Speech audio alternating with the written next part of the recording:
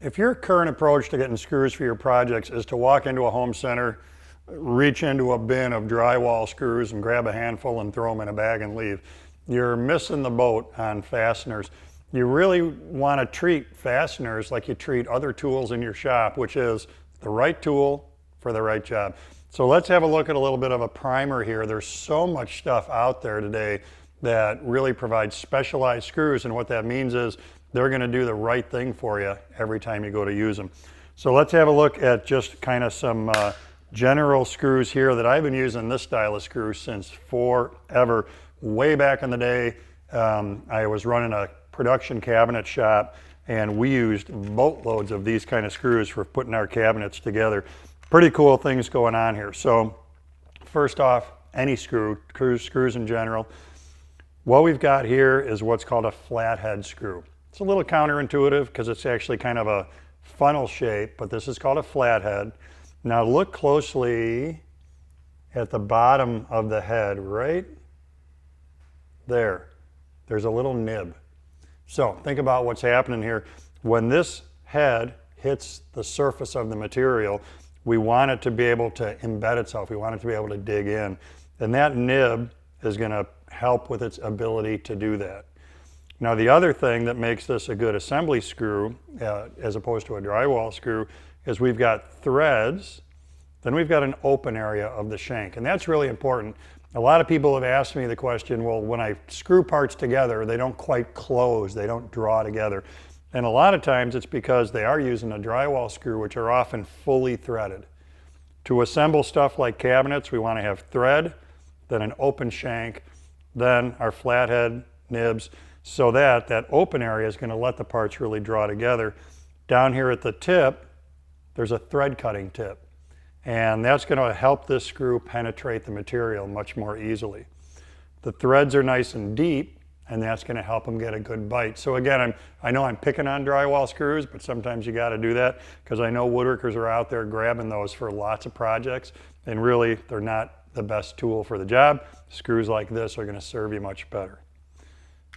Now let's have a look at, you built your cabinet, you're ready to hang your cabinet, and one of the things you'd like to do is make sure it's going to stay on the wall, right? So screws like this, cabinet installation screws, are great for that. Now in this case, not a flathead. Look at the large built-in washer that's included with this head. Think about what's happening in holy buckets when you hang a cabinet on the wall. You got the weight of the cabinet, then you're going to put grandma's china in there, then you're going to put some glassware in there. How much does that thing weigh when it's done? We really want to make sure that we've got a lot of surface area on the head of that screw so that when it bears against the cleat that you're going through to hang this cabinet, that it's going to be able to take that load. Once again, we've got a clear area on the shank. That's going to help it draw nice and tight to your wall. And once again, we've got down here a thread cutting tip. Now these screws are crazy cool, and I've been asked about this kind of stuff quite frequently. These are melamine screws. They're also great for hardwoods. Handful of things going on here. Let's start at the bottom of the screw. We've got our thread cutting tip. So once again, it's clear in the way for the screw. Nice deep threads. Now with this screw, it's designed to be able to bury itself into the material that you're driving it into. So this is cool. There's a little reverse thread right here. And what that's actually doing is it's creating a recess for that neck to fit into so that the head of our screw eventually can end up recessed, flush. Now, if you've ever worked with melamine, you probably know it's pretty easy to chip melamine. Driving screws into it can be a little bit funky because it can have a tendency to, we used to call it camel humping, when the screw would kind of expand out the material and make a high spot.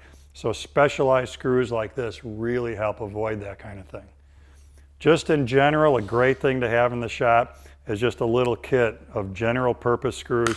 We've got a lot of stuff going on here.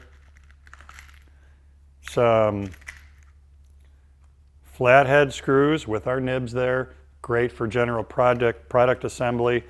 When we've got a screw that looks like this, now we're in a panhead screw. You're fastening a piece of sheet metal to your work or a piece of polycarbonate. This is a great screw to use for that because of its panhead. Last thing I want to do here, proof is in the pudding, is grab one of these melamine screws for you and drive it into a piece of melamine so you can really see what I'm talking about. This is standard home center stuff, home center melamine. How many cabinets a year are built out of this stuff? Notice there's no pre-drill.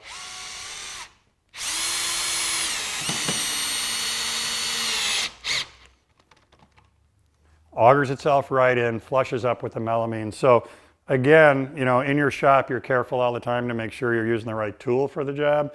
It's also important to make sure you're using the right fastener for the job, focusing your attention on what's going to do the best work and result in your project being the best it can be. So have a look at Specialized Screws. Really makes a huge difference in making things go better and come out better.